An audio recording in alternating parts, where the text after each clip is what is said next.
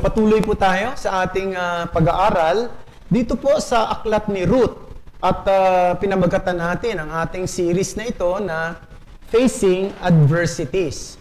Noong nakaraang linggo ay nasa chapter 2 tayo, pero particularly we focus on the life and also the character of Ruth. But at this time, we will be focusing to another character, the character of Boaz. And let's now open our Bible to Ruth chapter 2. Basahin po natin mula sa talatang 4 hanggang 17. Ruth chapter 2, verses 4 to 17.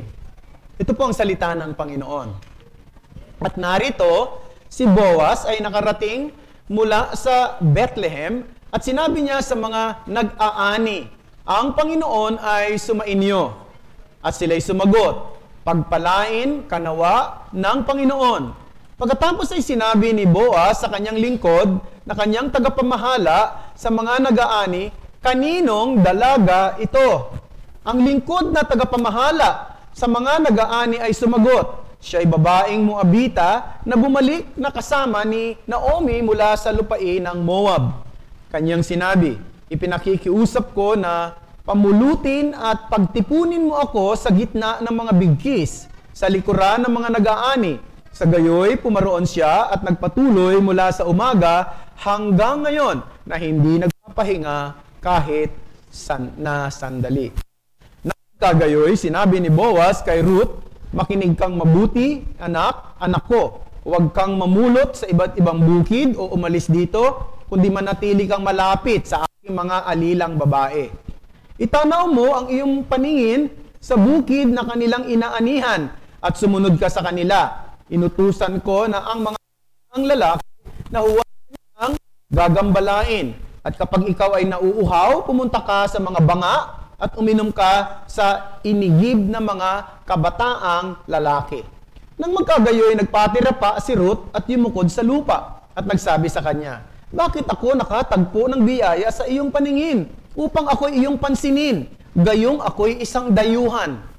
Ngunit sinabi ni Boaz sa kanya, ipinaalam sa akin ang lahat ng ginawa mo sa iyong biyanan, mula sa pagkamatay ng iyong asawa, at kung paanong iyong iniwan ang iyong ama at ang iyong ina, at ang lupaing sinilangan mo, at ikaw ay pumarito sa bayan na hindi mo nalalaman noon. Gantihan nawa ng Panginoon ang iyong ginawa, at bigyan ka nawa ng lubos na gantimpala ng Panginoon. Ang Diyos ng Israel na nasa ilalim ng kanyang mga pakpak, ikaw ay nanganganlong. Dang magkagayoy, kanyang sinabi, makatagpo nawa ako sa biyaya sa iyong paningin, Panginoon ko, sapagkat ako'y iyong inaliw at may kabaitang pinagsalitaan mo ang iyong lingkod, bagaman ako'y hindi isa sa mga alila. Sa oras ng pagkain ay sinabi ni Boaz sa kanya, halika, kumain ka ng tinapay. Isawsaw mo sa suka ang iyong tinapay.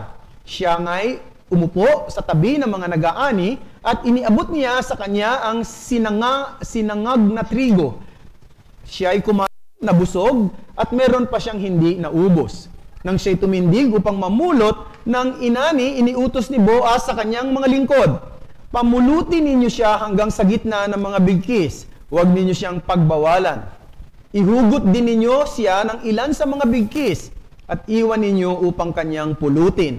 Huwag ninyo siyang sawayin. Verse 17, sa gayoy, namulot siya sa bukid hanggang sa paglubog ng araw ng kanyang giikin. Ang kanyang mga napulot, iyon ay halos 1 epa ng sebada.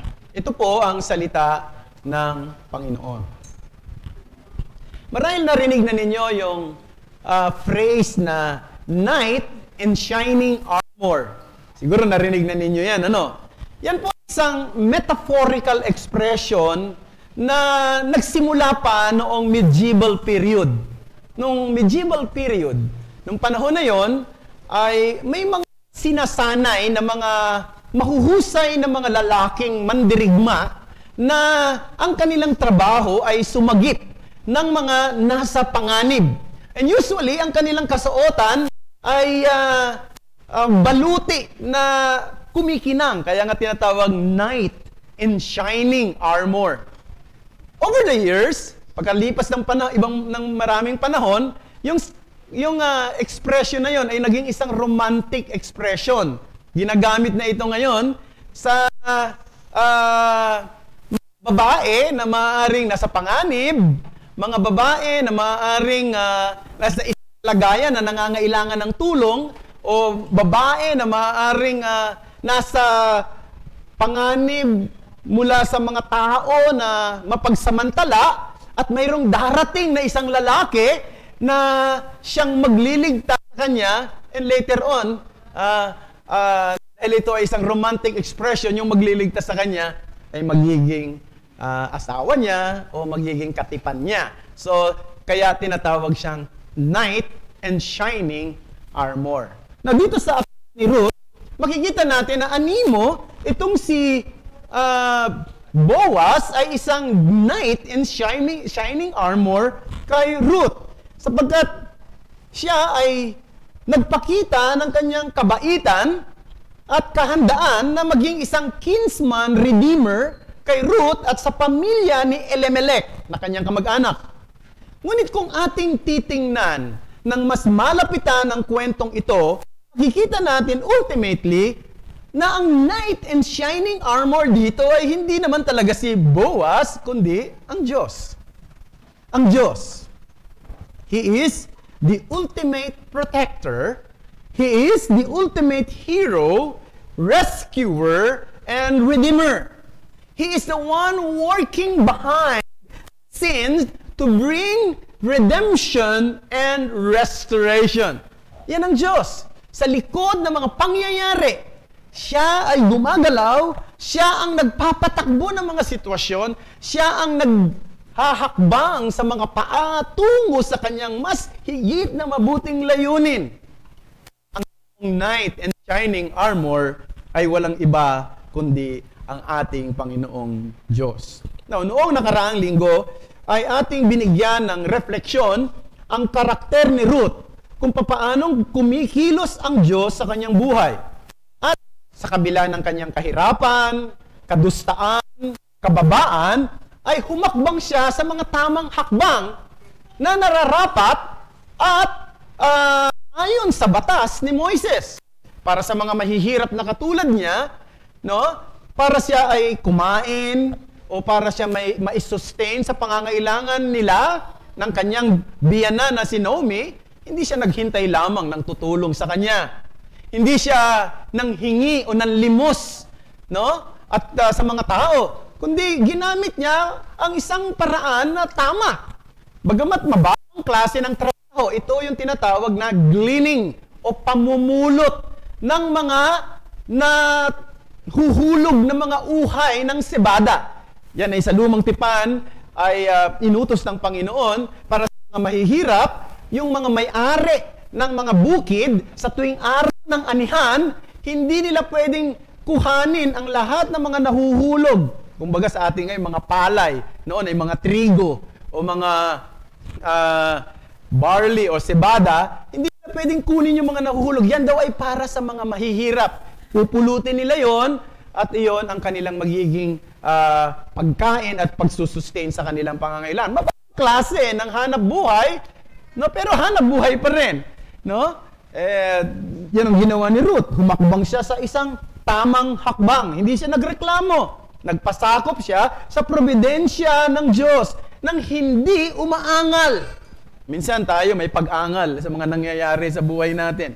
Sana tayo mga mananampalataya, no? Pag dumadating tayo sa mga kahirapan ng buhay, ang unang tibok ng puso natin ay hindi lang manalangin sa Panginoon, kundi humakbang ng mga tamang hakbangin. Maaaring tayo ay magtrabaho, maaaring ang trabahong ito ay mabababang klase ng trabaho sa paningin ng tao, pero marangal sa paningin ng Diyos.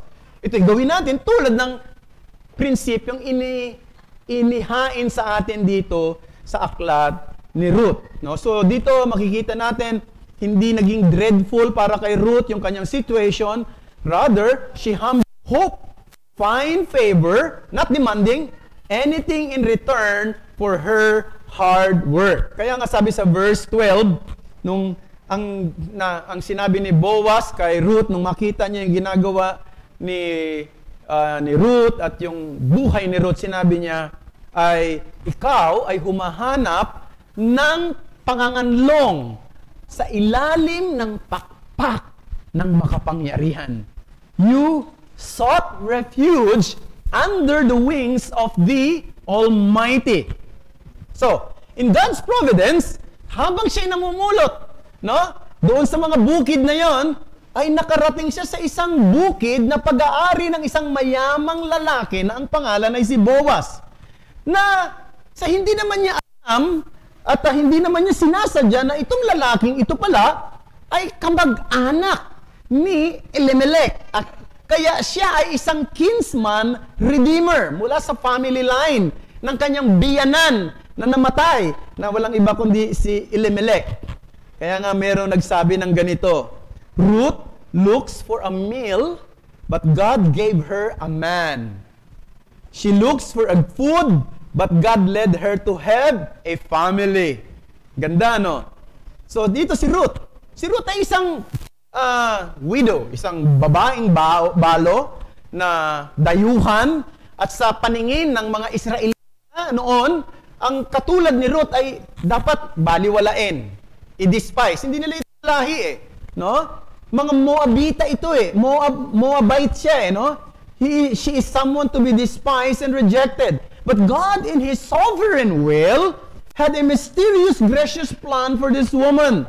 Kanyang dinidirekta ang mga hakbang ni Ruth mula sa kanyang kalungkutan at kapighatian. Dinadala niya unti-unti sa eksena ang isang lalaki na ang pangalan ay si Boaz na magiging instrumento ng Diyos ng biyaya sa buhay ni Ruth at sa kanyang pamilya na mauuwi hanggang sa kaduluduluhan tungo sa paglabas ng isang dakilang tagapagligtas na Messiah na walang iba kundi ang ating Panginoong Hesukristo. He is going to preserve the family hanggang dumating doon sa pagdating ng Messiah. Pero ipinakita dito na ng lalaking ito ang kagandahang loob, no? Ng sa mahihirap.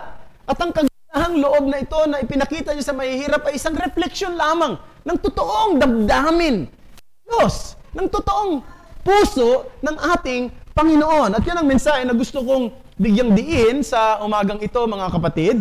Showing kindness to the needy reflects the heart of God. Showing kindness to the needy reflects the heart of God.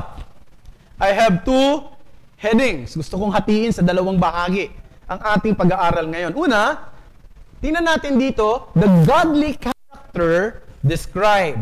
Secondly, God's care depicted. First, godly characters described. God's care depicted. First, godly character described. At the very beginning of chapter 2, we are introduced to Boaz as a man from the clan of Elimelech. Now, hindi klaro sa atin ano ang relationship ni Elimelech kay Boaz. No? Maraming mga scholars ang naniniwala na si Boaz ay pamangkin ni Elimelech. No? So, kung siya ay pamangkin ni Elimelech, isa siyang kinsman redeemer. Kasi alam natin yung 'di ba, yung tinatawag na liberate marriage sa batas ni Moises. Ang isang lalaki ay namatay, no? Yung babae ay sasaluin nung kapatid na lalaki na sumunod.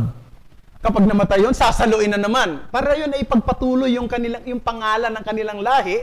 At kung wala ng mga kapatid, yung malapit na kamag-anak ang sasalo. So yan po ang liberate marriage. So kung dito sa pangyayaring ito, walang kaalam-alam si Ruth, walang kaalam-alam ang si Naomi, na inilalapit siya sa isang lalaking kailangan niya. Isang lalaki na magpipreserve sa pangalan ng kaniyang pamilya, ng kanyang asawang namatay. No? So yun ang makikita natin. Kasi alam nyo, sa lumang tipan, mahalaga po ang pamilya. Ang totoo, ang pagkilos ng Diyos sa buhay ng bayan ng Israel noong unang panahon ay nakabatay sa pamilya. No? Kaya kung ikaw ay may pamilya, ang possibility, ang favor ng Diyos ay nasa iyo. Kung ikaw ay walang pamilya, ang possibility ay tinalikuran ka na ng Diyos. So, ganun ang pangyayari sa lumang tipan. Tatandaan natin na nagbigay ang Panginoon ng lamb sa bawat family ng household ng Israel, no? Sa household ng Israel, para iligtas yung family, hindi para iligtas lang yung panganay na mga lalaki sa loob, sa pamilya ng Israel, kundi mailigtas yung buong pamilya. Kasi ang covenant noong araw, no? God worked through families to establish and maintain His covenant purposes. So, ganun kahalaga yung family. And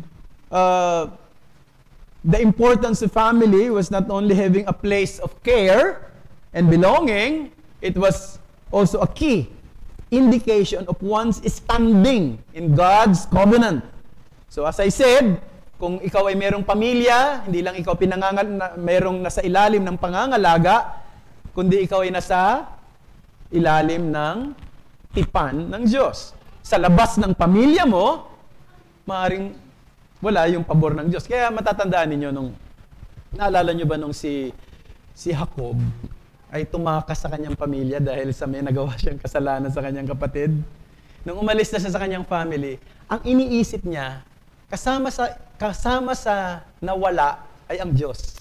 Kasi ang Diyos ay nananahan sa mga families, no? Yung kanyang presence. So, nagulat siya nung nakarating siya sa lugar ng Bethel.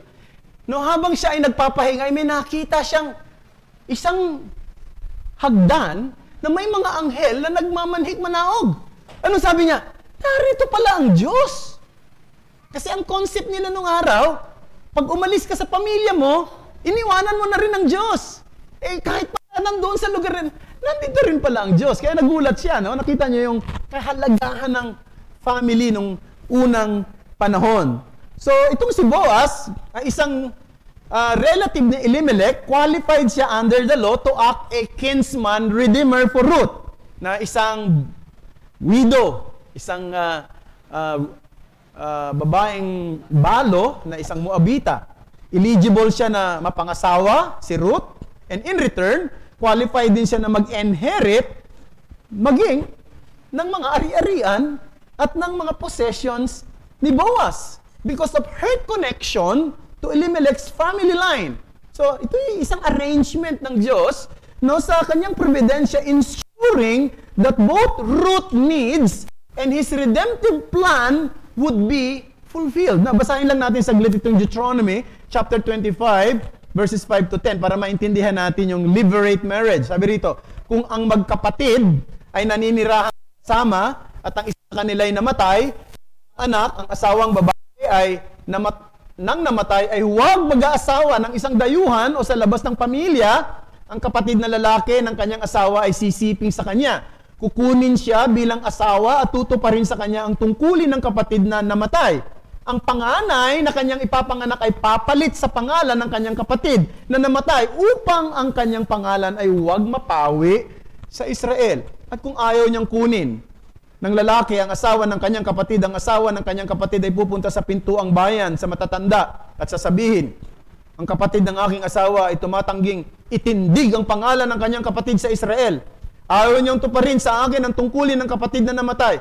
Kung magkagayoy, tatawagin siya ng matatanda sa kanyang bayan at makikipag-usap sa kanya, at kung siya'y magpumilit at sabihin, ayaw kong kunin siya, ang asawa ng kanyang kapatid ay lalapit sa kanya sa harapan ng matatanda at huhubarin ang sandalyas ng kanyang mga paa, luluraan siya sa mukha, at siya'y sasagot at sasabihin, ganyan ang gagawin sa lalaking ayaw magtindig ng sambahayan ng kanyang kapatid, at ang kanyang pangalay tatawagin sa Israel, ang bahay ng hinuran ng sandalyas. So nakita natin kung gaano ka-humiliating, kapag tinanggihan mo yung ganong klase ng obligasyon mo. Luluraan ka pa, no?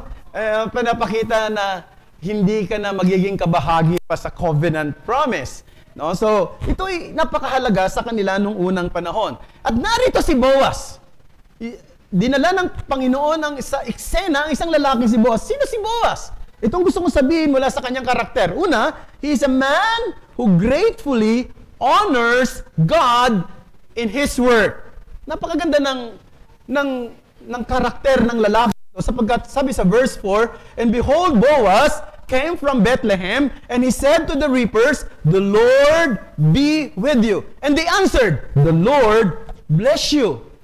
Now imagine, Imagine yung ganong klase ng relationship. Darating yung may-ari ng bukid, no? Yung may-ari at mayaman, tapos sasabihin niya sa kanya mga magagawa, pagpalain kayo ng Panginoon. Ang Panginoon nasa inyo. Sasagot din sila, ang pagpalain din po kayo.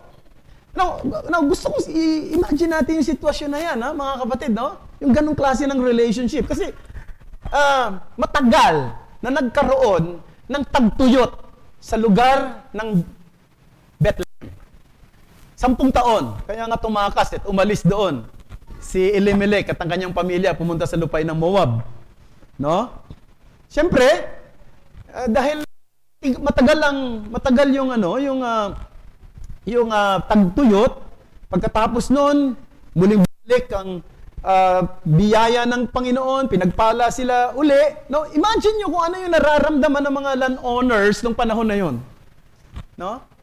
Kasi, pagka ikaw ay nabuhay sa kasaganaan, no? Yung mga simpleng bagay, simple na lang sa iyo. Halimbawa, may pagkain ka, no? Meron kang damit, meron kang tirahan. Kung mayaman ka at nabuhay ka sa karangyaan, simple lang yan sa iyo. Parang ordinaryo na lang yan sa iyo, no? Tama ba 'yon? Ordinaryo na lang yung mga bagay na yan sa iyo. Pero kung nabuhay ka sa kahirapan, kahit na maliliit na bagay na pagpapala, na-appreciate mo eh. Yung maliliit na bagay, nasasabi, wow, blessing ng Panginoon, pasalamat ako sa Panginoon. No? Itong si Boaz, mayaman siya. Pero sa kabila ng kanyang kayamanan, nandoon yung kanyang pagkilala na lahat ay nasa kamay ng Diyos, pagpapala ng Diyos. Kaya nga sinasabi niya sa mga manggagawa niya, The Lord be with you. The Lord is with you. God bless you. And sumasagutin yung mga tauhan, God bless you too. Sir, Lord, my Lord. So, ito yung taong ito. Ito ay taong ino-honor niya ang Diyos sa lahat ng mga nangyayari. Whether sa kahirapan o maging sa kasaganaan. No? Pag-aari niya yung lupa. Ino-oversee niya yung work. Pero kinikilala niya ultimately ang Diyos ang nagpo-provide ng lahat. Siya ang nagbibigay ng ulan, siya ang nagbibigay ng ani, at ang bawat masaganang ani sa kanyang bukid ay galing sa Diyos. He was a man who honored God in all his labor. Moreover, we see here an ideal relationship between honor and the workers. So siguro sa panahon natin, between employer and employees. No? Merong respetuhan sa isa't isa. Merong mutual respect. Medyo mahirang makita yan sa panahon natin ngayon. At hindi lang yon. Merong walang radical separation between what is sacred and secular. Kasi, di ba, minsan, ang katwiran ng iba, paghiwalayin natin yung mga bagay ng Diyos at saka yung mga bagay na ginagawa natin sa sekular. Ay, alam niyo mga kapatid, hindi natin pwedeng paghiwalayin yan kung Christian tayo. Tama?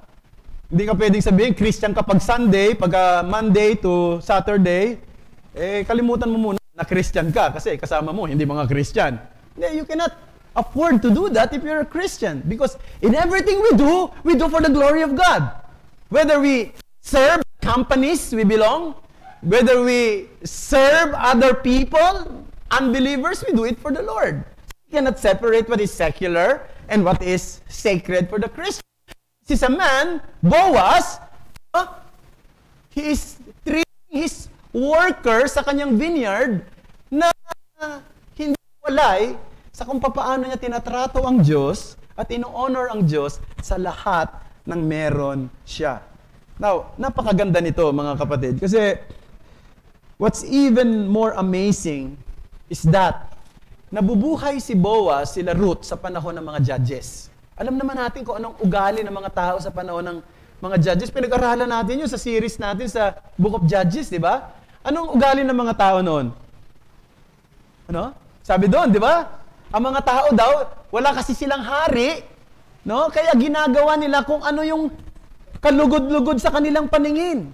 So ano yung gusto nila, yun ang gagawin nila. Wala silang pakialam sa batas, wala silang pakialam sa mga tao, basta kung ano yung gusto nila, gagawin nila. Yung environment nila nung panahon na yun. At kung ganyan ang environment mo, siyempre maaaring maapektuhan ka rin. Pero narito, ang isang tulad niya, na sa kabila ng gano'n ng environment, nung panahon na yan, sa panahon ng mga judges, hindi siya naapektuhan. He's still worshiping the Lord. He honors the Lord in all the things that he did. So, ganun din naman tayo, mga kapatid. No? We cannot use the kind of environment we live in today as an excuse for neglecting our responsibility or for failing to honor God as we ought. We have to honor God as we ought, regardless of the environment na meron tayo. Hindi natin pwede sabihin, ang hirap naman kasi, pastor, nandito kami sa ganitong klase ng lugar eh. Ganitong klase yung mga kasama ko sa trabaho eh, no? Ang hirap maging totoo. Ang hirap maging Kristiyano. So, we should not use that as an excuse to honor God. We can still honor the Lord amidst na sa mga taong walang pagkakilala sa Kanya. So, he's a man who honors God in all his work. Not only that, he's a man who gladly fulfills his covenant duty. Now, when I say covenant duty, ang tinutukoy ko rito yung responsibility ng araw ng mga taong may angat-angat ang buhay sa mga aba, sa mga mahihirap. Alam nyo, nung panahon ng mga judges, tulad ng sinabi ko, lahat ng mga tao noon, ginagawa nila kung ano yung ibig nila. Wala na silang pakialam sa batas ng Diyos nung panahon na yun eh. Kung ano yung gusto nila, gagawin nila. And one could not simply assume na yung mga landowners nung panahon na yun, pwede nilang sabihin na, huwag na kayong mamulot dyan, ha? Amin na yan. No. Hindi yan ang batas ni Moses. Wala naman yung pakialam. Kung anong gusto namin, gagawin namin. Huwag niyong pulutin yung mga butil na nahuhulog dyan. Aming bukid ito. Di ba? Pwede nila sabihin. Kasi gusto nila, ginagawa nila kung anong gusto nila eh. Halimbawa, si Boaz, pwede naman niyang gawing excuse yun. Teka, napakahaba ng ating tagtuyot, ha? Wala tayong kita ng matagal. So, medyo excuse muna sa mga mahihirap, di ba? Siya na muna. No? Sa susunod na lang, di ba? Ganyan ang mga ginagawa ng ibang mga kumpanya. Pagka medyo humihina yung kita nila, ibinibigay yung burden sa mga empleyado. Ano? Sabihin, paano yung binibigay yung burden? Dine-delay ang sweldo, o kaya naman, withhold yung kanilang mga benefits. Kasi medyo mahina yung kita natin, no? Pero, hindi dapat ganun, di ba? At dito makikita natin, very consistent. Si Boaz, sa kanyang action, he's consistent with his godly words. He honored the law by permitting the poor to glean in his field. Hinayaan niya yung mga mahirap. Mamulot ng mga nahuhulog na butil sa kanyang bukid. A man who gladly fulfills his covenant duty. Another thing, he is a man who goes beyond the letter of the law in his service. Who goes beyond the letter of the law in his service. Alam mo yung sinasabi ng batas? Ang sinasabi ng batas ni Moses, ang trabaho lang natin, ang sinasabi ng batas, kayo mga landowner, pagka kayo ay nagpapaani na, iwan lang ninyo yung mga nahuhulog, no, na mga butil, sa mga mahirap na yan. Huwag niyo pupulutin. Kapag kayo nakalimot ng mga, halimbawa, mayroong mga binigkis kayo ng mga, di ba, sa inyong harvest. Nung inuwi ninyo sa inyong mga bahay, may nakalimutan kayo na mga binigkis pa doon. Huwag na ninyong balikan sa kanang mga mahihirap na yan. Pagka kayo ay namimitas na ng mga prutas sa puno ng olibo, huwag naman ninyong pitasan lahat. Magtira kayo para sa mahihirap na yan. Di ba? Yun ang sinihingi ng batas. Pero dito, makikita natin, si Boaz, he went beyond the letter of the law. He extended special protection for Ruth. Di ba? Hindi niya na dapat gawin yun, pero ginawa niya pa yung, nag-extend pa siya doon sa hinihingi ng batas. Anong sinabi niya? Sabi niya, anak, huwag kang pupunta sa mga ibang lugar, kundi manatili kang kasama ng mga babae kung manggagawa para safe ka. No? Inutusan niya yung mga lalaki, huwag niyo siyang gagalawin. No? Huwag niyo siyang pakikialaman. Don't touch her. No? Alam niyo, hindi ito maliit na bagay noong panahon na yon. Sabi ko nga, nasa judges tayo eh. Sa panahon ng mga judges, I mean eh. Yung mga tao napaka-rampant nung panahon na yon sa lawlessness. Mga babae noon, vulnerable sa mga abuse. Naalala niyo ba? Di ba? May pinag-aralan natin yung Judges 19 dito, na merong isang Levita na may kasama siyang concubine, no? At dahil sa kanilang haba ng inabot sila ng gabi, doon na lang sila natulog sa plaza. Sabi nung isang matanda, huwag kayo matulog dyan, delikado. Pasok kayo dito sa loob ng bahay namin. Aba, nalaman ng mga kalalakihan doon sa lugar ng Gibeya na mayroong bisita yung matanda, pinalalabas yung lalaki. Ang pinalalabas yung lalaki. Labas mo yung lalaki dyan at gusto naming makipag-sex sa kanya. Sabi nung matanda, meron akong 2 anak dito na babae. Mga virgin pa. Siya na lang, huwag na itong kasama lalaki. Imagine mo yung i-offer niya yung mga babae niyang, anak niyang babae na mga nakakita ng tapos. So, ganun katindi yung utak ng mga tao Siguro gusto niyang iligtas yung kanyang panauhin na hindi niya kilala. Tapos isasakripisyo niya yung kanyang 2 anak na babae. Nung bandang huli, sabi niya, hindi, sige, yung babae na lang na concubine. Ni-rape nila yung babae, di ba? Bigyan mo yung buong, imagine mo yung lahat ng lalaki sa syudad ng Gibeya, ni-rape nila yung nag-iisang babae hang buong magdamag. Tapos nung mabadaling araw na, nakita nung Levita yung concubine niya, halos hindi na makagalaw, hindi na makakilos. Ano mo ginawa niya? Pinatay niya. Hinati-hati yung katawan. Dinistribute doon sa bawat lipi ng Israel para ipakita ang kasamaan ng mga tao. Katindi, alam niyo, sa totoo lang sabi ko nung bata pa ako, bago pa akong Christian, binasa ko itong Book of Judges Nasyak ako Sabi ko, may ganito bang kwento sa Bible? Yung pinag-aralan lang natin sa Book of Judges, lalo nating na-appreciate kung gaano katindi ang pagkilos ng Diyos. Pero makikita natin, napakatindi ng mga babae ng panahon na yun. Kawawa sila. Vulnerable sila sa abuse ng mga kalalakihan because ang mga tao, ginagawa nila kung anong ibig nila, wala silang pakialam kung ano yung tama. Hindi ba? So, pero ito, pinrotektuhan niya si Ruth. Alam niya, maaring i-abuse ito kasi isa itong Moabita. Hindi nila ito kalahi. Yung nga kalahi nila, pwede nilang pakialaman at pansamantalahan yung pakayang hindi nila kalahi.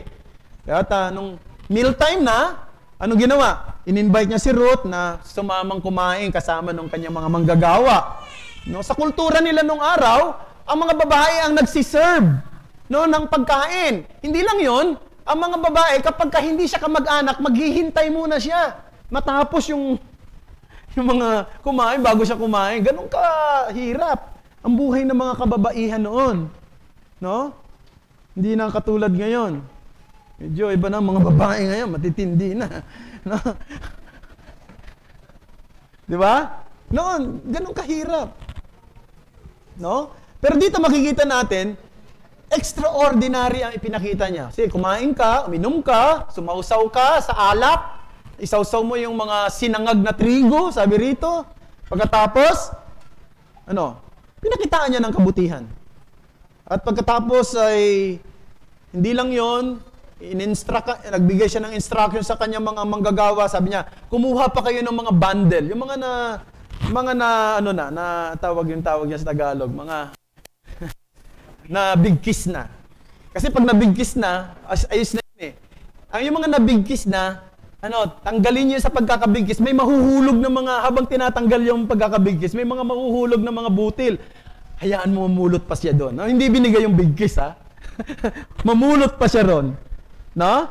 At pagkatapos, naglagay siya ng mga enough para kay Ruth at doon sa kanyang biyanan na si Naomi.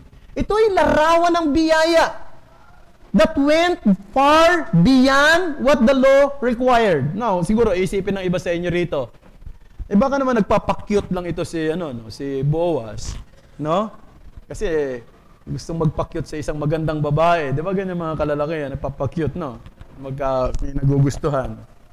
Tama ba? Ha? Ewan.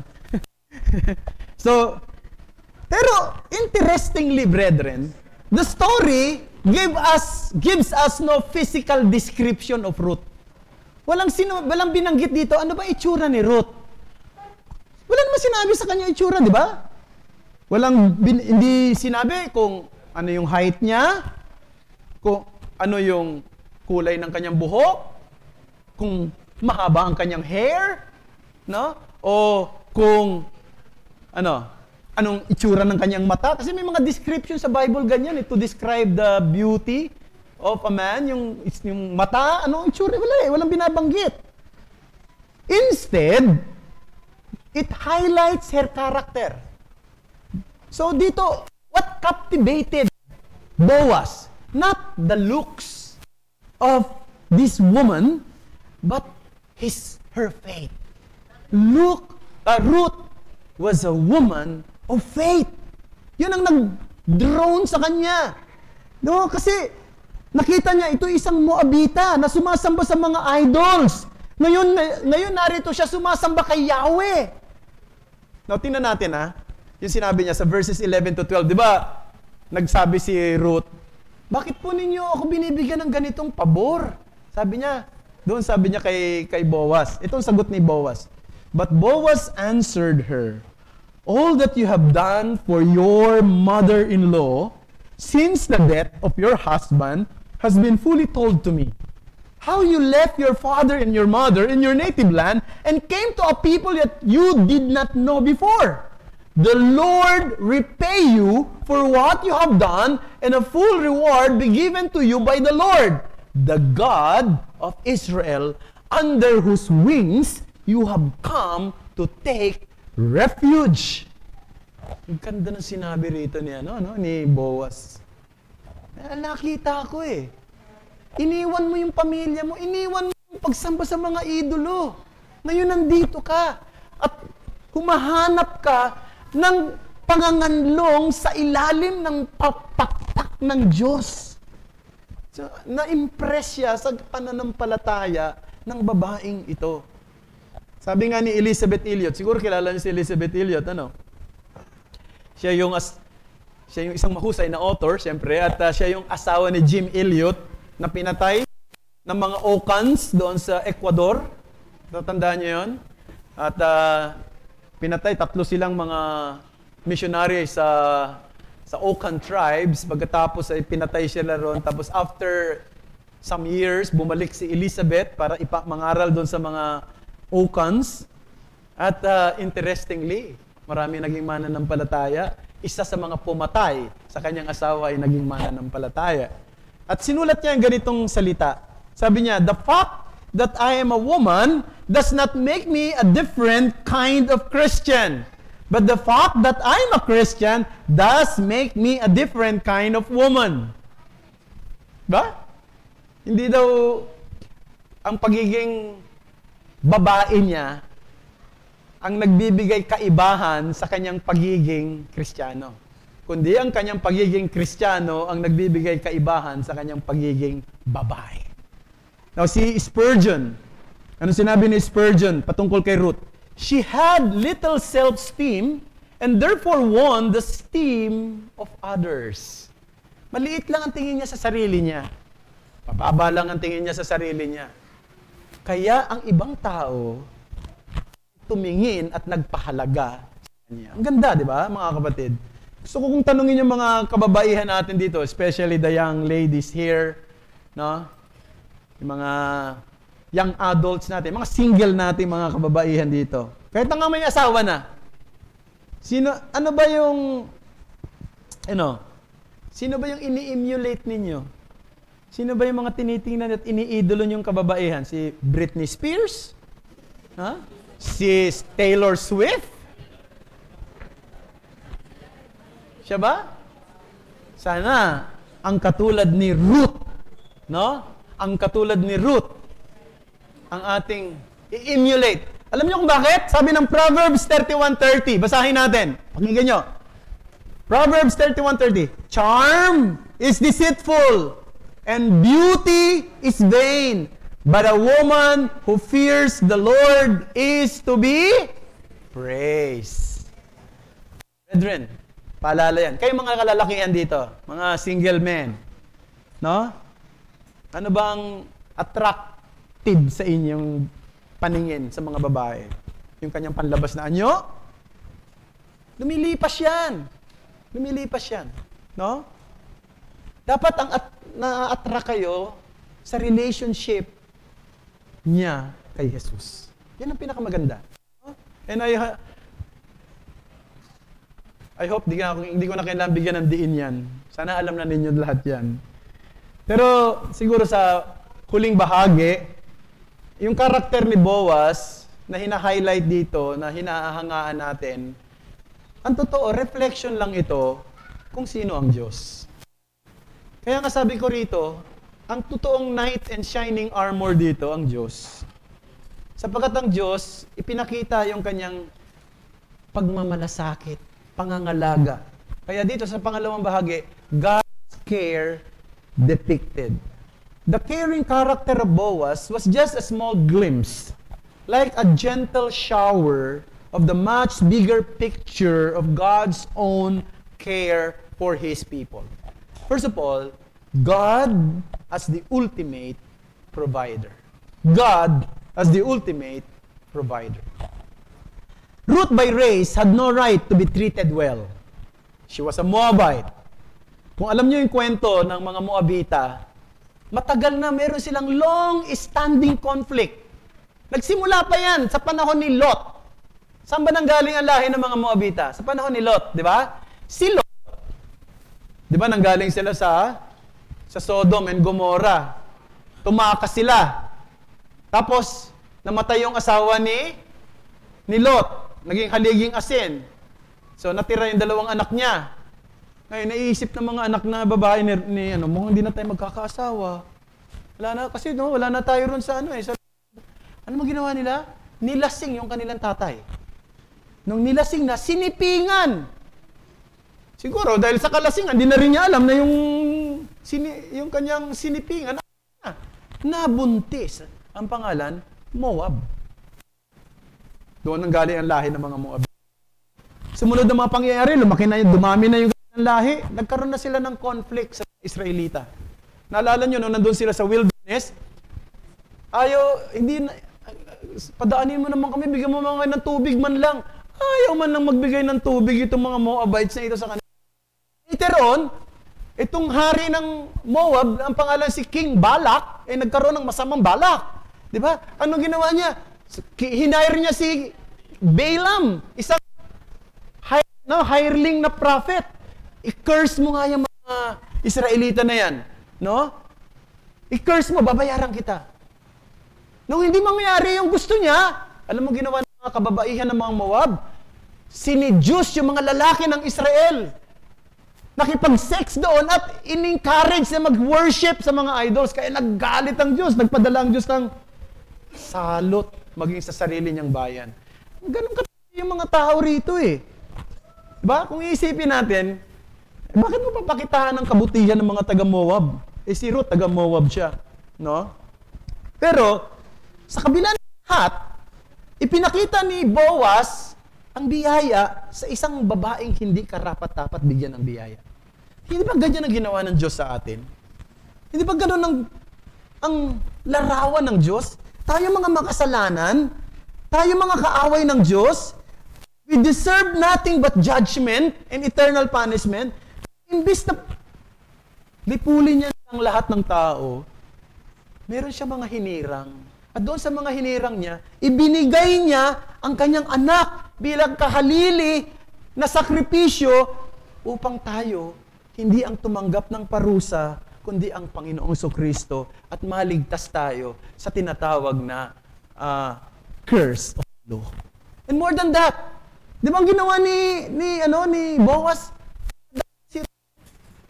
Para maging isang pamilya sila. Ganon din ang ginawa ng Diyos sa atin. God adopted us into His family. We're not only saved, but we are adopted into His family. God as the ultimate provider. Last but not the least, God as the unmatched protector.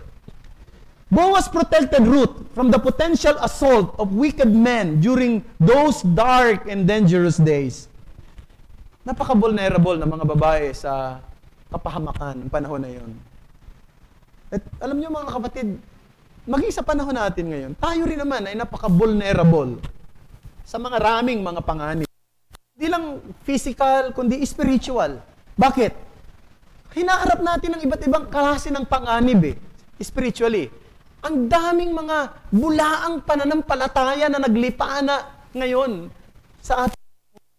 Napakaraming mga maling paraan ng samba, distorted worship.